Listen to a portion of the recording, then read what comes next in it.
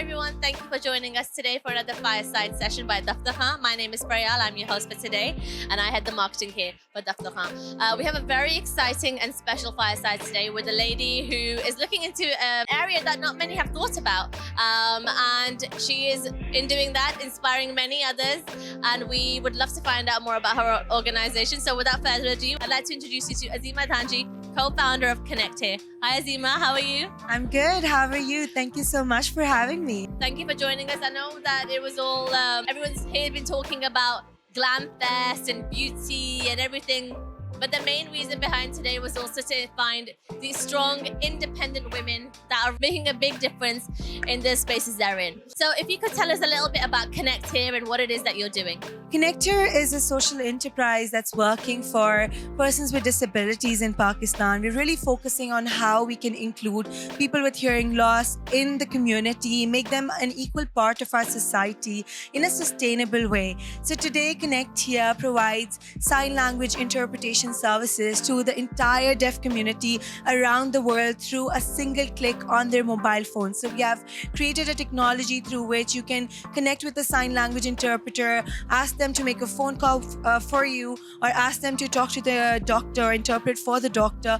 Any small things in their life that they need communication access for, they can do it through their phone. So all in all, we're trying to teach sign language. We're trying to create a lot of events that could show how accessibility is possible, so that we all could think about a disability inclusive Pakistan and work towards it. It's an area that I feel that, a lot more companies and organizations need to think about. What's interesting to me is, what led you to embarking on this career for yourself? Yeah, so my parents actually, they're the biggest inspiration behind this entire journey. Both of my mom and dad are deaf by birth, and sign language is my mother tongue. It's the first language I ever learned as a child to be able to communicate with them. And growing up, I always used to think that someone in our society is going to use technology or the resources around to work for people with disabilities until, I was 19 years old and I decided that if no one else can do it, that doesn't mean I can't do it. And that's where the journey started. Amazing. So, something that I'm sure you have a lot of insight in, but why do you think there, is a disinclusion right now in our society of people that are differently abled? I think a lot of it comes from, number one, awareness. So it's not like people aren't willing to work for people with disabilities or include them in our society, but also because they don't know how to do it, or they don't know how to facilitate them in a way that's, not offensive, or that doesn't hurt their feelings. So a lot of awareness that we need to create so that people are, able to integrate them. So I always say that it's not like people around us aren't willing, they just don't know how to do it. And then secondly, they have to use accessible tools or know about the accessible tools to be able to hire PWDs or provide them with opportunities or invite them to big events to participate. So that's also something they need to invest and think about. So actually on that, how can we make our spaces, whether it's an office space, a bank, a hospital, a shopping mall, how can we make our spaces more inclusive for the deaf community? Of course, so whenever you're designing something or coming up with a new idea, just, think about people with limitations and what can you do to provide them with access. For example, ConnectHear organized a concert in 2018 that was accessible for the deaf people. And it was a very rare concept in Pakistan, but that was possible because there were sign language interpreters, the lights were adjusted, there was vibration. So everything that could provide them with equal access, just like here in community. So just like that in our offices, if you could hire sign language interpreters or use technology with interpretation services, have ramps, have accessible toilets, accessible hallways, braille everywhere, voiceover, remove audio, or not really remove, but then wherever there is audio, in case of fire alarms and stuff, if we could have light over there so that a deaf person could use the light as a cue that there's a fire alarm going on and they have to evacuate the building. So whatever you design in your life, whatever you create or the opportunities you provide, think about how you can make it accessible for PWDs as well. That should be the goal. It's really interesting what you said about that light thing actually for the fire alarms, because that's something I've never even thought about. Yeah, Faryal, it's actually very interesting that even in my own house. So you know how we all have doorbells as a sign of someone's out at the door. But in my house, in all of the rooms, we have a light that's connected to the door alarm. And whenever the doorbell rings, my parents know that there's someone at the door and they have to go open it up. Change design and make spaces accessible. Yeah. That's the game. Yeah. Wow. Okay. So, as someone who's been a winner of a very prestigious award, the Diana Award, where do you see ConnectHear in the next 5 years? So, of course, our goal is that now that we have created a technology that's scalable, sustainable, right now our application is being used in 106 countries. Wow. So, just by knowing that, we see potential of it serving the deaf community and people with disabilities, not only in Pakistan, but in other countries as well, especially the countries that are developing right now and need this resource. That's where we see ConnectHear going. We want our technology to be accessible around the world. We want to partner up with organization, banks, industry leaders, not only in Pakistan but abroad as well, who want to invest and work for accessibility and make the world accessible for the deaf community. I mean, more power to you, and I really hope you manage to do all of those things and more. So someone that's always looking at, you know, a lot of obstacles and looking at how to solve them. On another side of things, what does failure mean to you?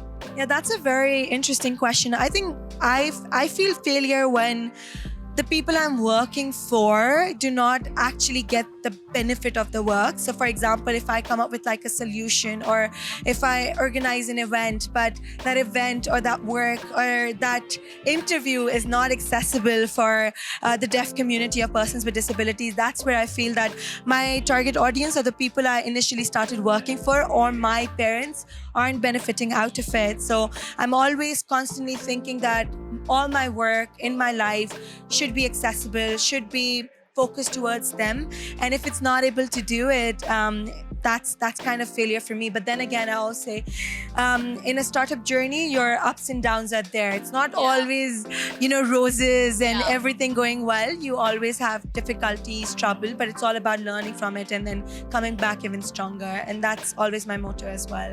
So if I had to flip that all together and talk about leadership, you know, what would leadership look like for you? What does that mean to you? I never think that as a leader, you should always keep the skills, the knowledge that you have, the power that you have within yourself. It's always about inspiring others, you know, other young ladies, the youth around you, the people around you, persons with disabilities around you, to become the next leaders as well. So I'm always delegating work. I'm always appreciating my team members, always providing them the opportunity to represent us so that they could also become the leaders, or they could also inspire others, and the work could just transfer on generation to generation. I always say that this organization, this company, should never just die with me, or should never just end because I'm not there. It should always be there, helping people out, supporting people out, because of the multiple leaders who are running it, and not just Azeema as a leader.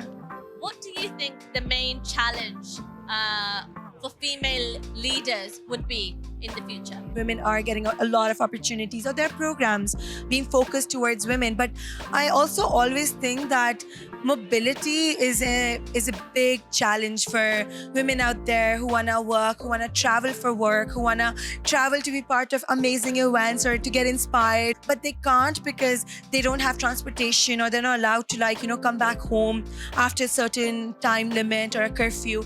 So I do feel that even the opportunities are increasing and women leaders are going to come forward, but mobility might always be an issue. And I always support organizations or companies who are working on, you know, mobilizing women or giving them opportunities to represent everywhere, or to be part of more programs, or to, you know, avail things that are around them. And I hope that more women or more families could support their girls too, just like my families did, right? So to be able to make change and not have this as an issue.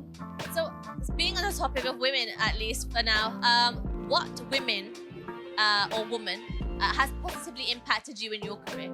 So there are so many. Like, I have to mention that there are, from the day we started this company, there have been so many. The two people who truly inspired me as a young child, not even like, when I was a teenager, but as a young child, to focus on this or to be very strong as a person. One would be my maternal grandmother, like my nani.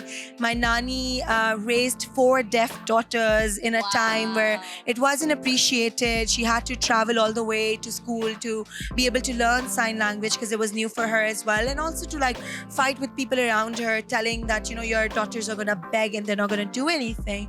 So I've been raised with my nani telling us these stories and always pushing us and inspiring us to be there for our parents or to do something bigger for the community. And of course the second person would be my mom. She is such a firecracker. Like she is amazing. She challenged the world in a society where women weren't getting opportunity, but deaf women, it was like an unknown concept. But she started working at a bank at a very young age, and she's been there. She worked with a lot of people around. She inspired me to be able to travel everywhere and to represent. To be independent. She never said that you can't go over there because of your gender, and that's such a empowering thing to see. And even today she's leading a lot of deaf women, and I feel that these two women together, all the things that they brought in me, all the skills, all the inspiration, all the learnings really helped me in today's day, and they're still my biggest supporters. What is the best advice that you've ever been given then? As a person, since the very beginning, I'm very people oriented, and I really like making new friends, and I feel that the success of ConnectHear or the work that I do really comes with the people who make it happen. And I feel that when I started the business, I did really rely on a lot of people who used to work with us or who were our mentors, and I failed to realize that, people come, they create impact, they work with you and they inspire everyone.